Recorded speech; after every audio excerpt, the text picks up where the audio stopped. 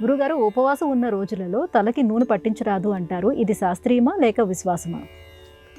శాస్త్రీయం కూడా. మ్మ్.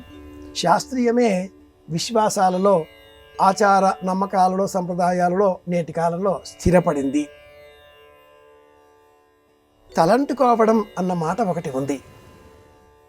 జంధ్యాల గారు తలంటుకోవడం అన్న మీద అద్భుతమైన హాస్యరసాన్ని పండించి ఉన్నారు. ఇల్లాలు తలంటితే ఉన్న జుత్తు పోతుంది, తల్లి తల అంటితే మళ్ళీ జుత్తు పెరుగుతుంది.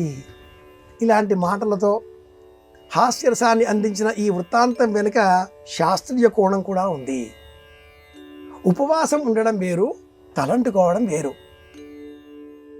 కోపపడడాన్నే తలంటడం అంటూ ఉంటారు. అంటే మనం చేసిన ఏదో ఒక దోషాన్ని తొలగించే ప్రయత్నాన్ని పెద్దలు చేశారు. ఇది మాటల చేత తలంటడం. కుంకుడుగాయ రసంతో, చింతపండు రసంతో తలంటినట్లయితే జుత్తుకు ఉన్నటువంటి మురికి తొలగిపోయి జుత్తు తేలిక పడుతుంది, మనస్సు తేలిక పడుతుంది. ఆహ్లాదకరమైన సందర్భం ఏర్పడడంతో నిద్ర కూడా వస్తుంది. ఉపవాసం ఉన్నవారు నిద్రపోకూడదు. శరీరంలో శక్తి లేదు. శక్తిని అందించే ఆహారాన్ని మనం స్వీకరించి ఉండలేదు. శక్తి నిల్వలు తగ్గిపోతున్నాయి. శరీరానికి సంబంధించిన మూలలలో ఉండేటటువంటి రక్త కణాలు, మాంసపు ముద్దలు, నిల్వలు, వాటిలో ఉండే శక్తిని దేహం వినియోగించి పనిచేస్తూ ఉంది. ఈ సమయంలో మనం నిద్రపోతే ప్రమాదంగా మారే అవకాశం ఉంటుంది. కనుక ఉపవాస వ్రతం ఉన్న రోజున తలంటుకుంటే ఆ తలంటుకున్న అనంతరం తైలం రాచుకోకూడదు. తలంటుకోవడం ఉపవాస వ్రతానికి కొంతవరకు మేలు చేసే అంశమే. ప్రాథమికంగా ఆంగ్లంలో యాక్టివేట్ చేయడం అంటారు.